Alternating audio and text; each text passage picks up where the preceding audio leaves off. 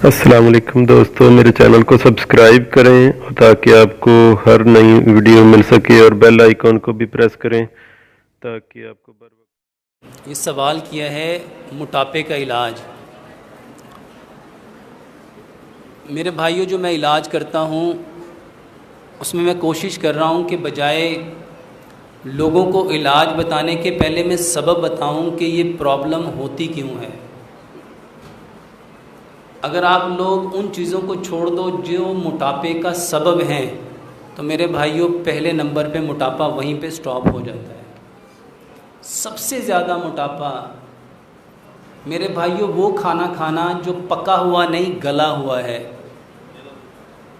मोटापे का सबसे बड़ा सबब वो खाना जो पका हुआ नहीं गला हुआ है। जब हम वो खाएंगे तो मेरे भाइयों वो हमारे बदन को एनर्जी प्रोवाइड नहीं करेगा, बल्कि वो जिस्म में डिपॉजिट होता जाएगा। और पका हुआ और गला हुआ, इसमें डिफरेंस क्या है मेरे भाइयों? सिंपल सा इसका जवाब है, एक सेब है पका हुआ और एक सेब है गला हुआ। हम कौन सा खाएंगे? सब लोग यही कहेंगे पका हुआ। एक केला पका हुआ है और एक केला गला हुआ है। हर शख्स यही कहेगा हमें पका हुआ केला खाना है, गला हुआ नहीं। लेकिन हम सब लोग खाना गला हुआ खा रहे हैं। जो खाना मिट्टी के बर्तन में पकता है वो धीरे धीरे पकता है, और जो खाना सिल्वर में, स्टेनलेस स्टील में, टेफलॉन में, नॉन स्टिक में, प्रेशर कुकर में पकता है, मेरे भाइयों वो पकता नहीं है, गलता है। वो गलता है। इसको सिंपल समझो। जैसे ही ये जो मेटल के पॉट हैं ये आग के ऊपर रखते हैं, ये फ़ौरन गर्म होते हैं, और जैसे ये गर्म होते हैं अपने अंदर हीट प्रोड्यूस करते हैं, और जैसे हीट मिलती है वो जो खाना होता है जो उसके अंदर पकाया जा रहा है वो फ़ौरन गल जाता है। वो फ़ौरन गल जाता है। वो गला हुआ खाना है, पका हुआ नहीं है। जो खाना आप लोग प्रेशर कुकर में पकाते हो या सिल्वर में पकाते हो या नॉन स्टिक में पकाते हो या टेफलॉन में पकाते हो, मेरे भाइयों वो खाना पका हुआ नहीं है, गला हुआ है। गला हुआ फल हम पसंद नहीं करते। वो गला हुआ खाना हमारा मैदा हजम कैसे करेगा? और वही गला हुआ खाना जब आपके मैदे में जाएगा तो मेरे भाइयों मैदा उसके अंदर से कोई भी ग़िज़ाई अज्जा अलग-अलग नहीं कर सकेगा, क्योंकि ग़िज़ाई अज्जा वो अलग होंगे जो पका हुआ होगा। और ये खाना जो इन बर्तनों में पका है वो गला हुआ है, और ये गला हुआ खाना सबसे पहले वज़न बढ़ाता है। दूसरे नंबर पे वज़न। तो अब क्या करें? अपना खाना मिट्टी की हांडी में पकाओ। जब मिट्टी की हांडी में पकेगा तो मेरे भाइयों ये पकेगा और जिस्म इसको हज़म भी करेगा, और इससे कभी भी वज़न नहीं बढ़ेगा। दूसरा नंबर, सरसों का तेल। ये जो कुकिंग ऑयल आप लोग इस्तेमाल करते हो ये जमता है। अपने घर में जाओ, जहाँ खाना पकाते हो उस जगह को, दीवार को हाथ फेरो, क्या आएगा? वो ऑयल आएगा। अगर आपके किचन में एग्जॉस्ट फैन लगा है उसको उतारो, साफ करो, तो क्या निकलेगा? वो कुकिंग ऑयल जो बर्न होके ऊपर गया। मेरे भाइयों सोचो, जो ठंडा होके आपके अंदर गया वो क्या करेगा? तो दूसरे नंबर पे मोटापा करता है आपका कुकिंग ऑयल। तो मेरे भाइयों बेहतरीन कुकिंग ऑयल वो है जिसको अल्लाह सुब्हानो ताला ने पैदा किया, जिसकी अल्लाह ने कसम खाई। दुनिया में सबसे बेहतरीन तेल जैतून का है। अगर जैतून का तेल अफोर्ड कर सकते हो बहुत अच्छा, नहीं कर सकते तो अल्लाह सुब्हानो ताला ने उसका अल्टरनेट रखा है, वो है सरसों का तेल। सरसों का तेल सारी ज़िंदगी कभी जमता नहीं, और उसकी इससे बड़ी खूबी ये है कि इसके अंदर जिस चीज़ को डाल दोगे वो उसको भी जमने नहीं देगा, और उसकी ज़िंदा मिसाल अचार है। तो अपना खाना सरसों के तेल में पकाओ। मेरे भाइयों तीसरे नंबर पे जो चीज़ मोटा करती है वो मीठा है। वो मीठा जो अल्लाह ने पैदा किया, वो मिट्टी से निकला, उसको गुड़ कहते हैं। गुड़ कभी मोटापा नहीं करता, चीनी मोटापा करती है। मेरे भाइयों चीनी को छोड़ दो, चीनी को छोड़ दो। गुड़ खाओ। चौथे नंबर पे जो चीज़ आपको मोटा करती है बल्कि आपके खून को गाढ़ा करती है वो नमक है। नमक वो लेना था जो अल्लाह सुब्हानो ताला ने पैदा किया मट्टी में, वो है पिंक हिमालयन सॉल्ट, पत्थर वाला नमक, डले वाला नमक। और हमारे घरों में जो इस्तेमाल होता है उसको कहते हैं सी सॉल्ट। इमाम इब्न कय्यम ने किताब लिखी ज़ादुल माआद, उसके अंदर लिखा है, बकायदा पूरा बाब है, जो बंदा समंदर के पानी से नमक बनाएगा वो अपने बदन को अनगिनत बीमारियों से भर लेगा, और जो सबसे आम बीमारी उसको लगेगी उसकी हड्डियाँ उसका बोझ नहीं उठा सकेंगी। उसकी हड्डियाँ उसका सबब क्या है? समंदर के पानी से बनाया हुआ नमक, जिसको सी सॉल्ट कहते हैं। ये जो आज आयोडाइज नमक आपके घर में आ रहा है मेरे भाइयों, सबसे ज़्यादा ये वज़न बढ़ाता है। और उसके बाद आखिरी चीज़ है पानी। मेरे भाइयों, पानी हमें वो पीना है जिसमें मिनरल्स हैं, जिसमें ताकत की चीज़ें हैं, और वो पानी है जो मट्टी से निकलता है। और जो पानी आपके घरों में फ़िल्टर से आता है, जो पानी मिनरल्स वाटर के नाम से आता है, ये मिनरल लेस वाटर है, ये मोटापा करता है। मेरे भाइयों, पानी वो पियो जो गहरे बोर का है, जो ट्यूबवेल का है, जो आपके घरों में टूटियों में आता है। मेरे भाइयों, ये पानी ज़मीन से निकलता है, ये बेहतरीन पानी है। और जो पानी आपको फ़िल्टर के नाम पे दिया जा रहा है RO प्लांट के ज़रिए, RO मेम्ब्रेन जो पानी को स्टेन करती है, वो पानी के सारे उन मिनरल्स को छान लेती है जो आपको सेहत देते हैं, जो आपके लिए ताकत देते हैं। आपको वो पानी दिया जाता है जिनमें मिनरल होता नहीं, और उस पानी का जो pH लेवल है मेरे भाइयों 7.3 जो पानी है वो आपको नॉर्मल रखता है, क्योंकि वो अल्कलाइन वाटर होता है। जो पानी 7.3 से नीचे आता जाएगा वो एसिडिक होता जाएगा, और जितनी एसिडिटी बढ़ेगी उतना मोटापा भी बढ़ेगा, वज़न भी बढ़ेगा, हड्डियां भी भारी होंगी। तो पानी वो पियो जो बोर से आ रहा है। ये जो मिनरल वाटर है, ये जो फिल्टर वाटर है मेरे भाइयों, ये बीमारी है, इससे बच जाओ। मोटापे का बेहतरीन इलाज, खाना खाने से आधा घंटा पहले पानी पियो, 1.5 घंटा बाद पानी पियो, और एक लुकमे को इतना चबाओ जितने दांत हैं। एक लुकमे को इतना चबाओ जितने दांत हैं। जब आपका खाना मट्टी की हांडी में पकेगा, सरसों के तेल में पकेगा, चीनी की जगह गुड़ होगा, पत्थर वाला नमक होगा, और पानी गहरे बोर वाला होगा, उस खाने को जब आप चबाओगे तो वो खाना आपका जुज़े बदन बनेगा। वो आपका वज़न नहीं बढ़ाएगा, ताकत बढ़ाएगा। तो खाना खाने से आधा घंटा पहले पानी पियो, 1.5 घंटा बाद पानी पियो। और मेरा पूरा एक लेक्चर है मोटापे का इलाज, पानी और खाने से कैसे किया जा सकता है। यूट्यूब में वो तकरीबन 2 प्रोग्राम हैं 1 घंटे के, उसको सुनो इंशाअल्लाह रहमान। आपका मोटापा बिना दवाई के, बिना एक्सरसाइज के, बिना किसी चीज़ के, सिर्फ पानी पीने से और खाना खाने से आपका मोटापा ठीक हो सकता है। कद बढ़ाने के लिए 3 काम करो। अल्हम्दुलिल्लाह 36 साल एक बंदे की उम्र है, 2 इंच उसका कद बढ़ा। 3 काम करो। पहला काम, ये जो स्किपिंग होती है, ये जो रस्सा फलांगना होता है, पंजों पे रस्सा नहीं फलांगेंगे, पूरे पाँव पे, अपने पूरे पाँव पे रस्सा फलांगेंगे, और कम से कम 4 से 6 इंच का जंप लेंगे। जब आप जंप लोगे आप ऊपर को जाओगे, ज़मीन के अंदर फोर्स ऑफ ग्रेविटी है, वो आपको नीचे को खींचेगी। आप ऊपर को पुशअप करोगे, ज़मीन नीचे को खींचेगी, आपकी हड्डियाँ बड़ी हो जाएंगी। एक रस्सा, इसको स्किपिंग कहते हैं, एक रस्सा फलांगो। दूसरे नंबर पे बास्केटबॉल खेलो। बास्केटबॉल, जितना आपका हाइट है, जितना कद है, इससे डबल कद हाइट पे रिंग बनाओ, और कम से कम 200 से 300 बार जंप ले लेके उस बॉल को बास्केट के अंदर डालो। और तीसरे नंबर पे बांस का मुरब्बा खाओ। बांस का मुरब्बा खाओ। बांस का मुरब्बा खाओ। बांस जो है इसका मुरब्बा मिलता है। खाना कितना है? हर शख्स अपनी सेहत के हिसाब से खाएगा, मिजाज के हिसाब से खाएगा, जितना मन चाहता है उतना खाओ।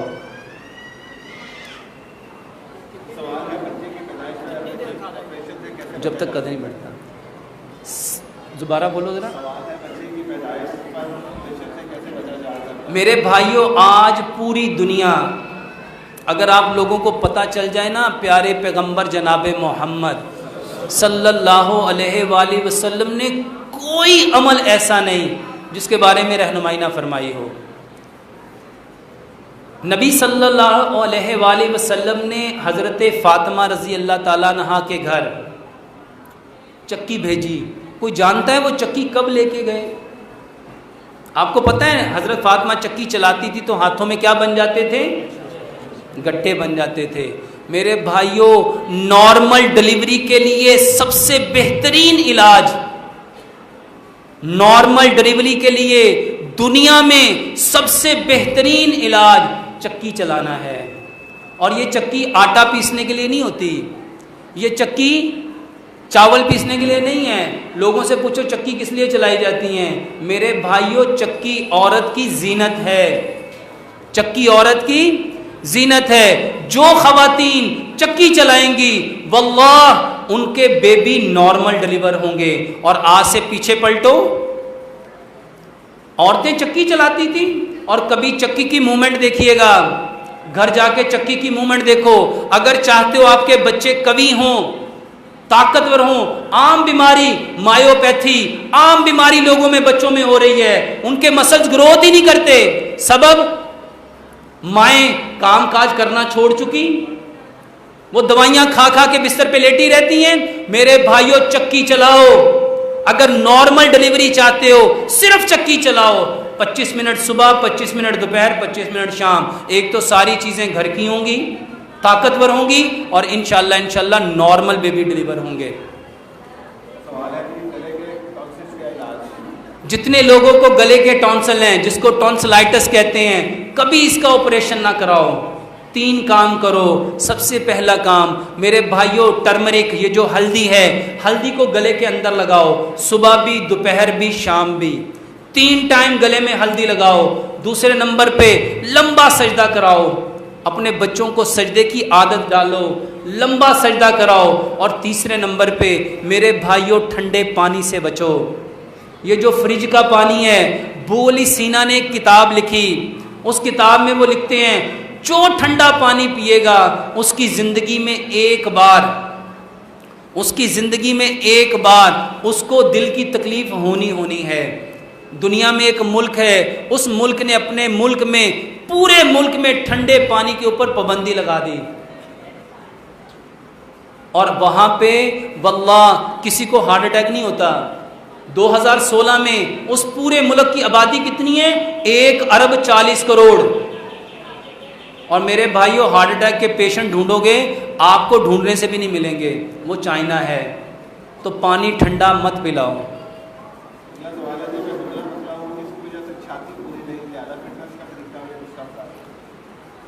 वजन बढ़ाने के लिए सबसे बेहतरीन चीज, अपने माइंड को, जहन को पुरसुकून रखो।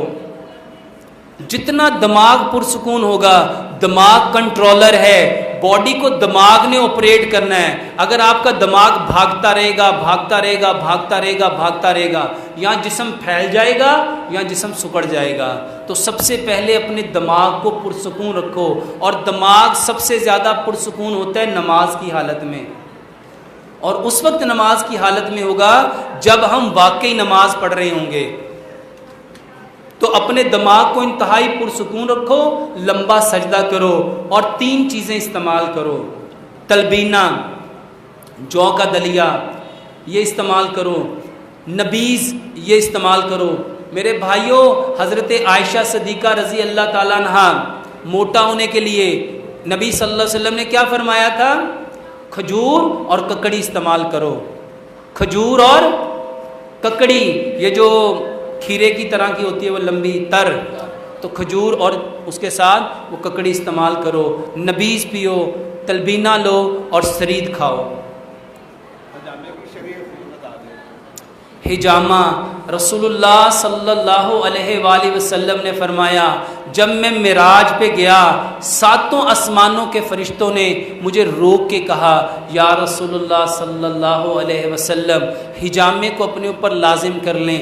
आसमान से जितने तरीके शिफा के नीचे उतरते हैं उनमें सबसे बेहतरीन हिजामा लगवाना है। ये बुखारी की हदीस है।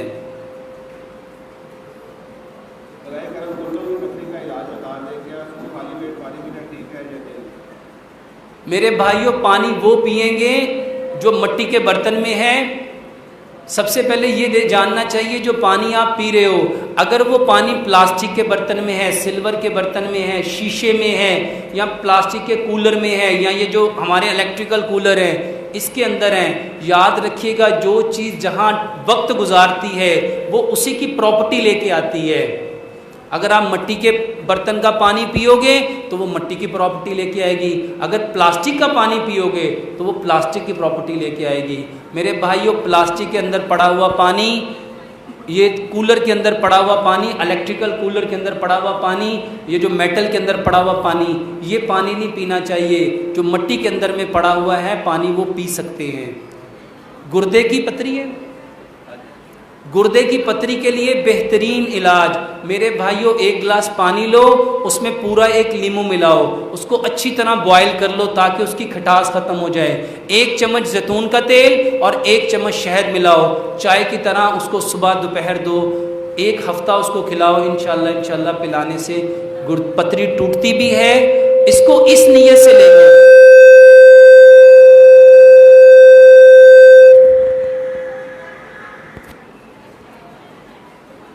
ये जैतून का तेल और शहद इस नीयत से लेंगे कि अल्लाह सुब्हानो ताला ने कुरान में जैतून की कसम खाई है और शहद के बारे में, बल्कि हदीस भी है जैतून के बारे में, जैतून के तेल को पियो भी और जैतून खाओ भी और जैतून के तेल की मालिश भी करो क्योंकि ये मुक़द्दस दरख्त का तेल है।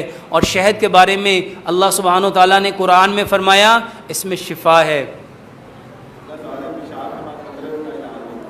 जितने लोगों को पेशाब के बाद कतरे आते हैं, बेहतरीन दवाई है। सफ़ेद मूसली 50 ग्राम लो, स्याह मूसली 50 ग्राम लो, असगंध नागौरी 50 ग्राम लो और कूज़ा मिस्री 150 ग्राम लो। मेरे भाइयों, इसका पाउडर बना लो और सुबह के वक्त 1 बड़ा चम्मच लो और उसके बाद नीम गरम थोड़ा सा दूध पी लो। बेहतरीन इलाज है और कोशिश करो कि दूध गाय का हो।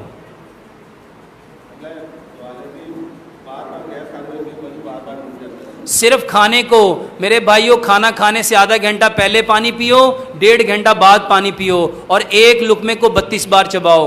1 लुकमे को 32 बार चबाओगे तो खाना आपके मुंह में क्या बन के जाएगा? तो मेरे भाइयों, जब वो पानी बनेगा कभी गैस पैदा नहीं करेगा।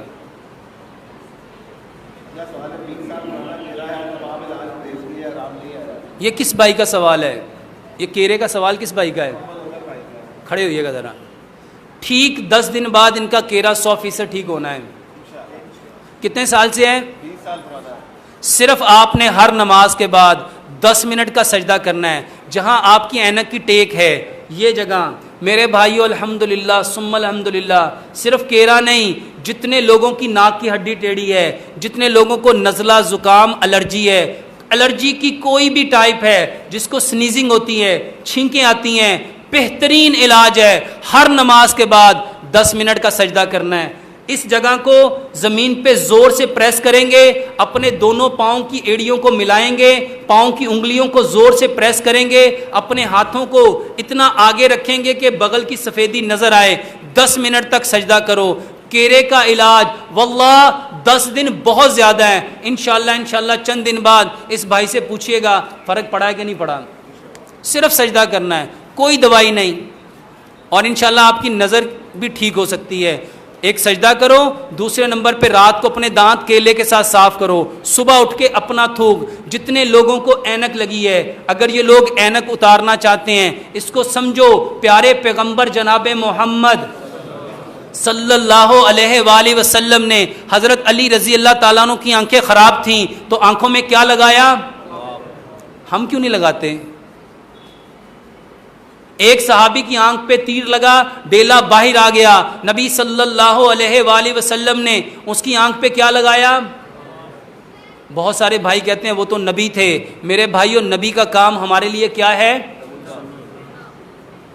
नबी को अल्लाह ने भेजा ही किसके लिए था? हमारे लिए, हमारी रहनुमाई के लिए। तो आंखों में अपना थूक, कूली किए बिना सुबह उठना है, बिस्मिल्लाह पढ़नी है, सूरह फातिहा पढ़नी है। मेरे भाइयों, साइंस यहाँ तक रिसर्च कर चुकी है, जिस थूक में जितनी ज़्यादा से ज़्यादा अच्छी आवाज़ होगी वो थूक उतना कवि होगा, उतना ताकतवर होगा। अभी एक भाई ने सवाल किया था, दुआ का ताल्लुक अल्लाह से है। मेरे भाइयों, ये जो लफ्ज़ हैं, लफ्ज़ उस वक्त ज़ुबान पे प्रेजेंट होते हैं जब आपके दिल से निकलते हैं। साइंस ने यहां तक कहा, जिसका इनर और आउटर इक्वल नहीं, यानी जो जुबान उसकी कह रही है मगर उसका मन उसको एक्सेप्ट नहीं कर रहा, वो बीमार है। वो क्या है? वो साइकोलॉजिकल पेशेंट है। अब उसकी आवाज जिसके मन में कुछ और है और जुबान पे, मुनाफिक को क्या कहते हैं? जिसका इनर और आउटर, उसके दिल में कुछ और है, जुबान पे। साइंस ने यहां तक रिसर्च कर रही है कि एक शख्स का इनर और आउटर अगर इक्वल नहीं है तो मेरे भाइयों वो जो कुछ मर्जी कर ले उसको कभी एनर्जी नहीं मिल सकती। तो जितनी ज्यादा तिलावत करके सूरह फातिहा पढ़ के अपनी आंखों के अंदर लगाओ, बेहतरीन इलाज है।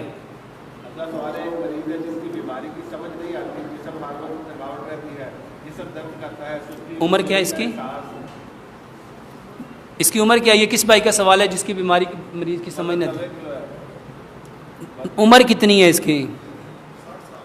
60 साल। इसको सिर्फ कलवंजी और मेथी दाने का पानी पिलाओ बस, और इस नीयत से पिलाना है कि प्यारे पैगंबर जनाब मोहम्मद सल्लल्लाहु अलैहि वसल्लम ने फरमाया, इस काले दाने में मौत के अलावा हर बीमारी की शिफा है। और ये जो मेथी दाना है, मेरे भाइयों, मेथी दाने के बारे में इतनी रिसर्च हो रही है, इतनी रिसर्च हो रही है, आप लोग सुन के दंग रह जाओगे। पूरी दुनिया इस वक्त मेथी दाने को और कलवंजी को दोनों को मिक्स करके कैप्सूल में डाल के लोगों को बेच रही है। बताने वाले कौन है? प्यारे पैगंबर जनाब मोहम्मद। और आज अमल करने वाले कौन? तो मेरे भाइयों, कलवंजी और मेथी दाने को मिक्स करो और इसका कावा बना के, उबालना नहीं है, 1 चम्मच मिट्टी के गिलास में भिगो के सुबह उसमें थोड़ा सा शहद और जैतून का तेल मिला के वो पिलाओ, बेहतरीन इलाज है। जोड़ों का दर्द, कोलेस्ट्रॉल और ब्लड प्रेशर का इलाज। मेरे भाइयों, 3 बीमारियां हैं। जोड़ों का दर्द, जोड़ों का दर्द कोई बीमारी नहीं है। हकीम लुकमान कहा करते थे, जोड़ उसके दर्द करते हैं जिसका पेट खराब है। जोड़ों का दर्द अलामत है, इस बात की दलील है कि इस बंदे के खाना हजम नहीं हो रहा, जिसकी वजह से ताकत नहीं मिल रही। उस ताकत के ना मिलने की वजह से उसके जोड़ उसका वजन उठाने से कासिर हैं। तो मेरे भाइयों, जोड़ों के दर्द की दवाई ना खाओ, अपने पेट का इलाज कराओ।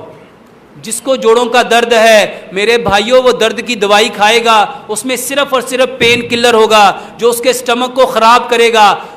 दर्द हुआ ही पेट के खराब होने की वजह से है। अब वो केमिकल है, वो केमिकल खाओगे, जितनी देर तक उस केमिकल का असर तुम्हारे ब्लड में रहेगा तुम्हें लगेगा दर्द रुक गई, दर्द रुकता नहीं है। मेरे भाइयों, इसका बेहतरीन इलाज, पेट को ठीक करने का बेहतरीन इलाज, खाना खाने से आधा घंटा पहले पानी पियो, 1.5 घंटा बाद पानी पियो, 1 लुकमे को 32 बार चबाओ।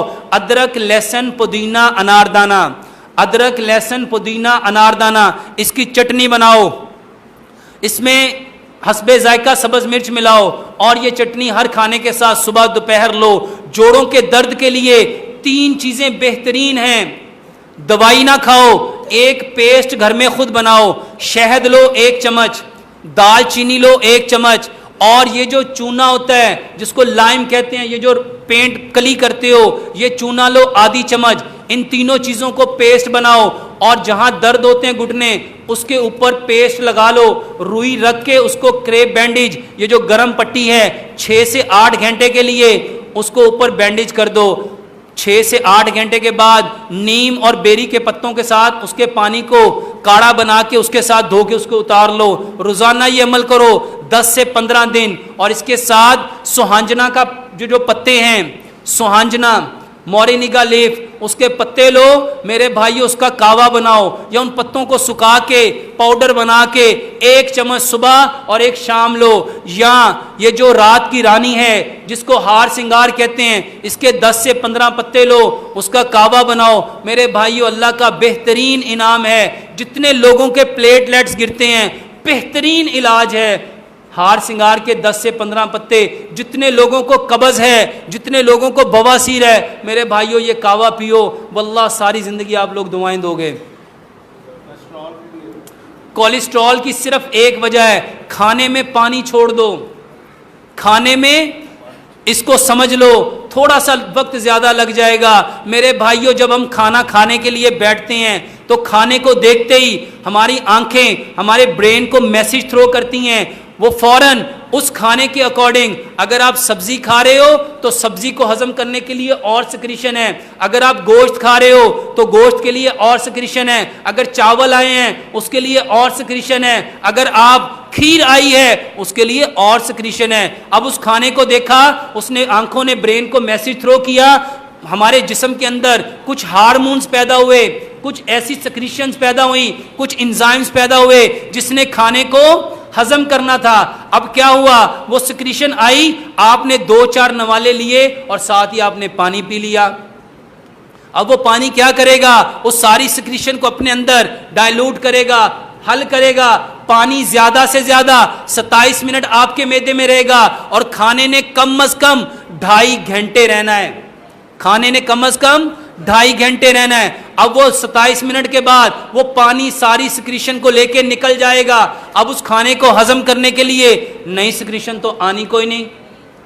अब वो खाना वहां पड़े पड़े सड़ेगा और उसके सड़ने से सबसे पहले गैस पैदा होगी। कुछ लोगों ने पानी पिया पहले, ये समझते हुए खाने से पहले पानी पीना सोना है, दरमियान में पिया चांदी है और एंड में पिया लोहा है। ये सारी बातें हैं, ना इसको साइंस एक्सेप्ट कर रही है और ना ही इसको मेरे भाइयों दीन एक्सेप्ट कर रहा है। मेरे भाइयों जो पानी आपने पिया वो सिक्रीशन, अगर आपने खाने के पहले पी लिया वो सिक्रीशन ले गया, दरमियान में पिया सारी सिक्रीशन ले गया, अगर खुदा ना खास्ता आपने एंड ऑफ ईटिंग पे पानी पिया तो मेरे भाइयों वो पानी सारी सिक्रीशंस को, जो उसको हजम करने के लिए हाइड्रोक्लोरिक एसिड आया, जो जिगर से बाइल आई, जो इंजाइम आए, मेरे भाइयों वो सारी की सारी सिक्रीशन उस पानी के अंदर हल होंगी, वो निकल जाएंगी। जब वो निकल जाएंगी पीछे से खाना सड़ेगा, पहले गैस पैदा होगी। ये अमल 1 दिन 2 दिन 4 दिन 10 दिन रहेगा, गैस्ट्राइटिस बनेगा, यही गैस्ट्राइटिस एसिडिटी बनेगा, यही एसिडिटी हाइपर एसिडिटी बनेगी। और जब हाइपर एसिडिटी होगी तो 3 काम होंगे। जो आपका HDL है जिसको कोलेस्ट्रॉल कहते हैं, हाई डेंसिटी लिपोप्रोटीन, ये नीचे आना शुरू हो जाएंगे। और जो LDL है जिसको लो डेंसिटी लिपोप्रोटीन कहते हैं, वो बढ़ना शुरू हो जाएंगे। मेरे भाइयों सबब क्या है, सिर्फ खाने में पानी पीना। तो मेरे भाइयों छोड़ दो। देखो कुरान की आयत है, कुलू वशरबू, खाओ और पियो। खाना और है, पीना और है। बुखारी की सही हदीस है, अपनी भूख के 3 हिस्से करो, 1 हिस्सा खाना, 1 हिस्सा पानी और 1 हिस्सा अपने नफ्स के लिए छोड़ दो। इमाम इब्ने कय्यम ने ज़ादुल माद के अंदर लिखा, नबी सल्लल्लाहु अलैहि वसल्लम का खाना पीना कैसा था। आप खाने के दौरान पानी नहीं पीते थे, खाने से कम 27 मिनट पहले पानी पियो। ये साइंस कहती है खाने से 27 मिनट पहले पानी पियो, ताकि जो पानी पिया है 27 मिनट में उसने निकल जाना है, ताकि वो मैदे से निकल जाए। उसके बाद खाने को सामने लाओ और खाना खाने के 1.5 घंटा बाद पानी पियो। 1 लुकमे को 32 बार चबाओ। मेरे भाइयों कोलेस्ट्रॉल बनने ही ना दो, ये बनने ही ना देना बेहतर है या बने हुए को ठीक करना बेहतर है। तो खाने से पानी खत्म कर दो। जी भाई, ब्लड प्रेशर का इलाज, मेरे भाइयों ब्लड प्रेशर का बेहतरीन इलाज है गुस्सा ना करो। ये गुस्सा और ब्लड प्रेशर सिमिलर है, एक चीज है। प्यारे पैगंबर जनाबे मोहम्मद सल्लल्लाहु अलैहि वसल्लम से एक साहबी ने कहा, अल्लाह के नबी मुझे नसीहत कीजिए। आपने क्या नसीहत की, ला तग़ज़ब।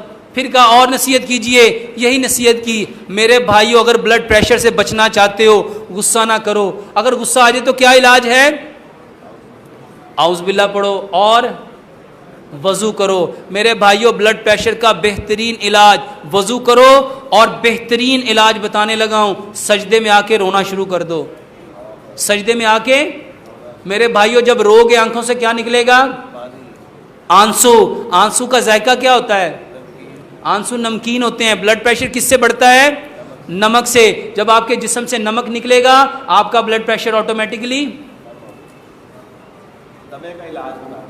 दमे का बेहतरीन इलाज है सजदा लंबा करो।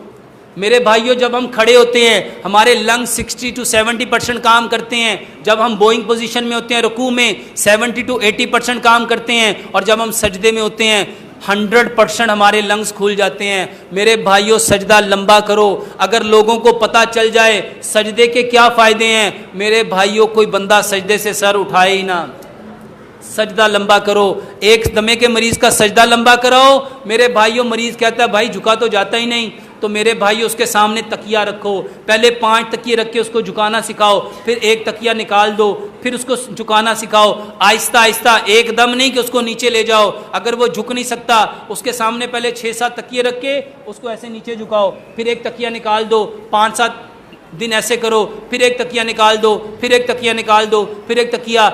आहिस्ता आहिस्ता आहिस्ता आहिस्ता वो झुकना शुरू कर देगा। और इसके साथ उसको एक कावा दो। अदरक, लहसुन, दालचीनी, 1 इंच का टुकड़ा अदरक का लो।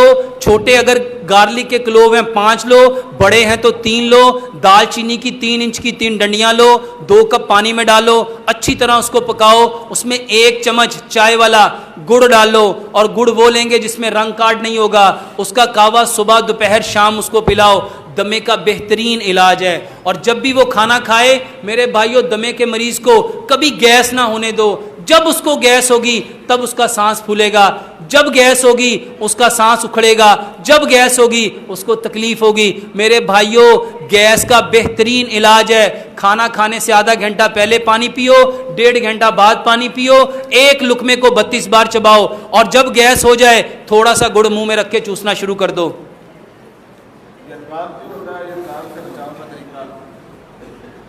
मेरे भाइयों, यरकान क्यों होता है इसको सिंपल समझ लो। जो खाना पका हुआ होता है वो जिस्म में हजम होता है, और जो गला हुआ होता है, ये जो खाना आपके प्रेशर कुकर में पका, जो खाना आपके नॉन स्टिक सिल्वर में बना, स्टील में बना, वो खाना मैदे में गया। अब उस खाने को हजम करने के लिए जिगर अपनी रतूबत देता है जिसको बाइल कहते हैं। अब वो रतूबत देता जा रहा है, देता जा रहा है, देता जा रहा है, मगर खाना गला हुआ है। खाना अब बेचारा जिगर उसके ऊपर अपनी बाइल देते देते देते जिगर सुकड़ गया, जिगर ने काम करना छोड़ दिया, तंग आ गया। किसकी वजह से? खाना गला हुआ है। तो मेरे भाइयों, जिगर का इलाज करना चाहिए कि खाना पका हुआ खाना चाहिए?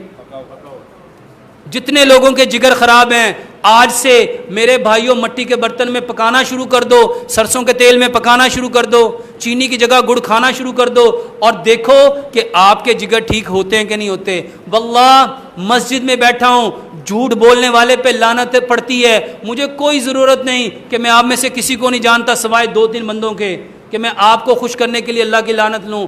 अनकाउंटेबल मरीज इस वक्त ठीक हो रहे हैं सिर्फ और सिर्फ इन बातों को मानने की वजह से। 2 बातें हैं, या मैं सच कह रहा हूं और यहां कहानियां सुना रहा हूं। पता कैसे चलेगा? कैसे पता चलेगा? अमल करके देख लो। अगर किसी का कोई मरीज है उसको करके देख लो यार। और डॉक्टरों के कहने पे 72 इंजेक्शन कई महीने लगवाते रहते हो, और फिर भी वो 100% होता है कि इलाज हो जाएगा। तो मेरे भाइयों, इसके करने में तकलीफ क्या है, परेशानी क्या है? सिर्फ करके देख लो। मेरे भाइयों, मिर्गी, अल्लाह के नबी सल्लल्लाहु अलैहि वसल्लम की ज़िंदगी में एक औरत आई थी, उसको मिर्गी होती थी। मेरे भाइयों, अल्लाह के नबी सल्लल्लाहु अलैहि वसल्लम, अगर सब्र करोगी तो इसका बदला तुम्हें क्या मिलेगा, और सारे भाई जानते हैं। मिर्गी के लिए मेरे भाइयों सिर्फ और सिर्फ उसको हजामा कराओ, सिर्फ हजामा कराओ।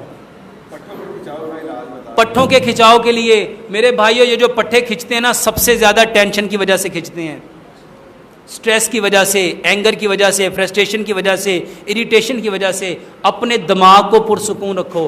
दिमाग को पुरसुकून रखने का एक आसान नुस्खा बता देता हूँ। एक तो सजदा है, और दूसरा मेरे भाइयों, अगर दिमाग को पुरसुकून करना चाहते हो, कम से कम 50 लोगों से हाथ मिलाया करो।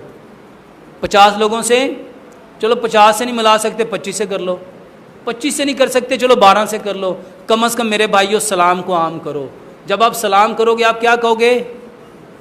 क्या कहोगे? अस्सलामु तुम पर, तो आगे से वो क्या कहेगा? मतलब क्या है? तुम पर भी सलामती हो। तो अगर सलामती चाहते हो, दिमाग को पुरसुकून चाहते हो, तो मेरे भाइयों सलाम को आम करो।